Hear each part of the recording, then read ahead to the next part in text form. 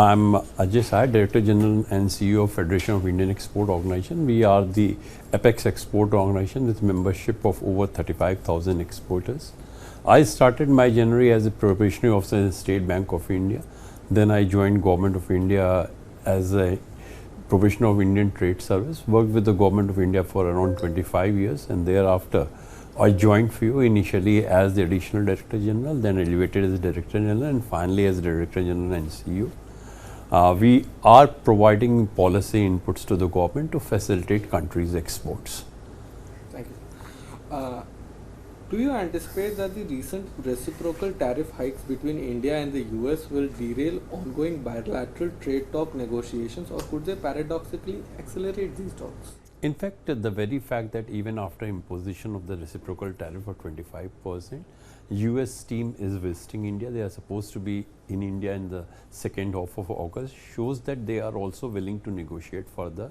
And I'm pretty sure that the higher reciprocal tariff has been imposed only till India negotiate the BTA. In a way, it may accentuate the BTA also, because unless the BTA is concluded, Indian exports will be subject to a little higher tariff, and once BTA is concluded, the tariffs will be come down. So I think both sides have shown the willingness that despite the reciprocal tariff, they are willing to negotiate further.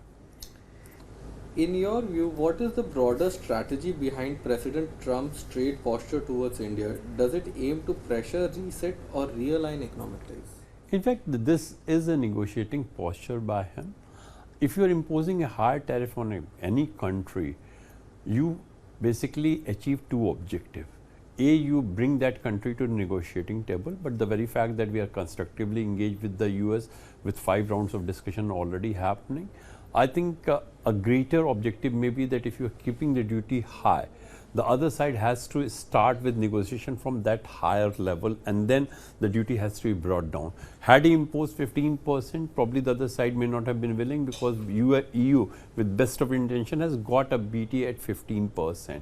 So for me, it's a kind of negotiating posture, and we all know that he's quite aggressive in his approach, and probably that has prompted him to put a higher duty on India also. Do you think domestic developments like Operation Sindhur's parliamentary debate had an influence on the US adopting a more assertive trade stance? A lot of people infer so. I'm not sure whether that's the intention, but the very fact that in the parliamentary debate, India has made it very clear that he has played no role, probably that may have infuriated it, but I think it may not be fair to link the two, because I have no reason to ascertain that this is something which has happened, but that could be one of the possible reasons. What should India's strategic approach or Trump doctrine be in terms of safeguarding exporters while constructively engaging with Washington? In fact, the higher duty of 25%, coupled with the fact that my competitors, particularly in Southeast Asia and South Asia, they are subject to a lower duty, has put Indian exporters at a disadvantage. The entire burden of tariff is difficult for them to absorb, though of course they are willing to negotiate further. Some part of that may also be taken a hit by the US importer also, but I think the government needs to chip in to provide some kind of support. There are cost disability factor in Indian exports also, and to make export competitive, it will be fair that if also government chips in. The good thing is that government has started meeting the exporter immediately. The Honorable Commerce and Industry Minister has met the exporter yesterday. He is meeting even today, and we are also preparing our suggestion to the government, which needs to be looked into till the BTA is concluded. We are still of the view that since the two leadership has decided for the BTA till the fall of 2025, which means September, October, so it's a temporary problem, and if we can support the export during this temporary problem, probably Indian export will continue to show a robust growth, which they are showing in any case for our export to US. Which export sectors such as apparel, gems, jewelry or pharmaceuticals are most vulnerable in the short term, and how can they proactively adapt? As of now, pharmaceutical is not impacted because they are under Section 232, where no reciprocal tariff has been imposed. We have to see how long that concession lasts.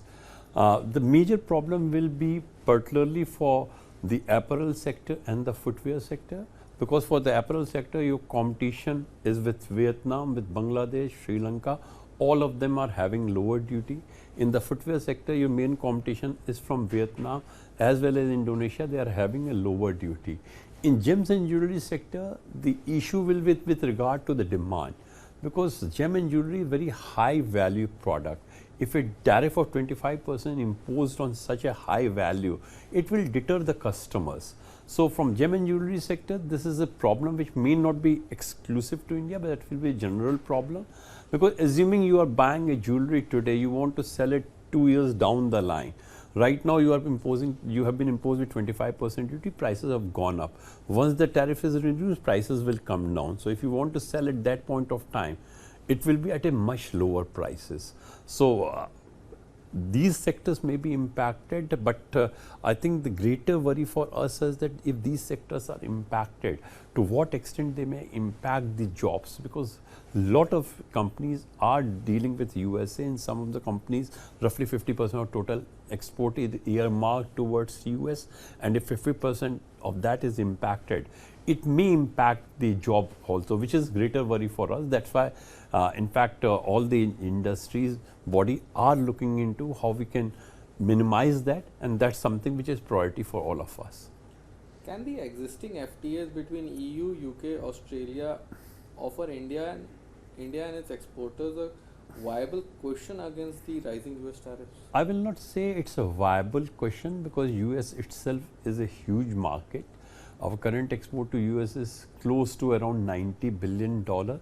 In the short term, it may not be possible to move to these markets, but diversification is definitely a strategy for Indian exporters also. They are diversifying.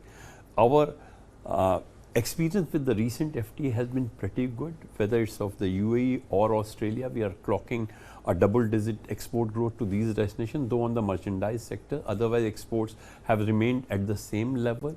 UK will be an extremely good FTA for India, because we get the zero duty immediately on the entry into force of the agreement, which will happen once the UK Parliament ratifies that. EU, if we go for the early harvest, may provide some cushion, because in EU also our export is almost as high as US. So, I will say that in the short term it may not be possible that these countries can come as an alternative, but in the long run, I think industry is also working towards the diversification, and they are not only moving to these countries, they are looking into the opportunity in Africa, CIS and Latin America also, and this kind of a strategy has to be pursued, because that will help also to de-risk yourself. How might India's e-commerce exports be affected under the new tariff regime, and what targeted policy interventions would help sustain the growth in this sector? In fact, e-commerce is an extremely exciting sector. This is a sector which is ideally suited to a country like India, where you have best of the artisans, craftsmen, women entrepreneurs, small businesses who have the best of the product and services, but they lack financial and marketing wherewithal. E-commerce, which provides you a genuine buyer, ensures against the payment, provide a ready answer to any new exporter. In fact, when the US has withdrawn de minimis on China, everybody thought that this is an opportunity for all other countries, including India, but on 31st of July, they said that the de minimis has gone for all the countries. The good part is that if you look into India-UK FTA, they are providing a zero duty concession, even if there is no preferential certificate for fusion, for a consignment up to 1,000 pound, which translates into around 1,10,000. There are other markets also opening. The good thing is that India is also eager to encash on that opportunity. We have the new e-commerce export hub scheme, which has been notified. I'm pretty sure it will be operationalized very shortly. Lot of newcomers, startups have shown huge interest in the e-commerce. We talked to some of the e-commerce marketplace also. They have also India's specific target for that. For example, Amazon said that by 2030, their target of e-commerce export from India is $80 billion. We as a country are looking into taking it to around $200 to $250 billion. There are enormous opportunities which are coming in the way, not just confined to the goods sector, even in the services sector, because India is emerging as a knowledge capital of the world, and in various kind of services, whether it is R&D services, technical services, business services, a lot of businesses flowing to the new and startups also. In terms of logistics and cost competitiveness, which structural reform should India prioritize to remain competitive against regional peers? In fact, on the logistics part, the government has already come with a logistics policy. We are looking into bringing the logistics cost to near the international benchmark of around 7 to 8% of the GDP. The GST has been a game changer for the logistics. Earlier, company were setting the warehouses in different states to save on the central sales tax, but now with the IGST in place, warehouses are being put at a place where they have the necessary volume, which has brought down the cost also. The introduction of e-way bill coupled with electronic plaza has revolutionized the road transport. The trucks which used to cover around 300-350 kilometers a day now are covering around 600 to 700 kilometers a day. The other segment where we have to work hard, which is little difficult also, is on the labor laws. We have 4 labor codes which have come into, but states have not come forward for that. This is a little tricky area, but probably we have to look into the interest of both the industry and the worker to arrive at some places. And finally, I think the digitization has been a great help. We have to continue with the digitization, which will help us to reduce the transaction time and cost significantly. How can India strike a balance between its goal of increasing domestic value addition and political need to boost export volumes? I think while on the short term we have to look into pushing export volume, and for doing that we have to import parts and component, but over a period of time probably we have to look into the downward integration also. For example, if you look into the mobile segment, 7-8 years before, the total value addition of mobile was around 8 to 10%. It has gone up between 22 to 23%. The government is rolling out the new production linked incentive scheme for parts and component. The idea is to develop these products in India. If you look into the automobile sector, we have gone for a hub and spoke model. The large companies came, they set up their base in India. At that time, Suzuki. SMEs developed as an ancillary around them. I am expecting that in many of the electronic segment and maybe in pharma, we can follow that kind of evolution. If that happens, we will have the SMEs who will be integrated. Please bear in mind that in the PLI scheme, they also have a mandate to increase the domestic value addition, and that's why in their own interest, they have to procure more from the domestic supplier. So it's a win-win situation which will help the large global company, it will help the Indian SMEs also. Final question, sir. Looking ahead to any future bilateral trade deals, what top 3 objectives must India pursue to ensure long-term inclusive export growth? In fact, if you look into the FTA strategy, the new government has reviewed the FTA strategy. In the past, we have gone for FTA significantly with the ASEAN countries, South Korea, Japan, Malaysia, Thailand, Singapore, and they were very strong in manufacturing. With the result, we ended in a situation where export growth could not keep pace with the import growth, and there was a kind of opposition against the free trade. What this government has done, they have revised the strategy. They have looked into the country which are A or complementary economies, so that there is not much competition between Indian domestic manufacturer and the foreign supplier, and B, they are our major market. So whether we are talking about Australia, or we are talking about UAE, or for European Free Trade Association, or for UK or EU or GCC, we are now going for those countries or region who are complementary. So there will not much threat to the domestic manufacturing. On the other hand, domestic manufacturing will be benefited because we are importing a lot of raw material intermediate from them. So A, the domestic manufacturing is benefited because since they are our major market, we can accelerate the market access which we are already having into that.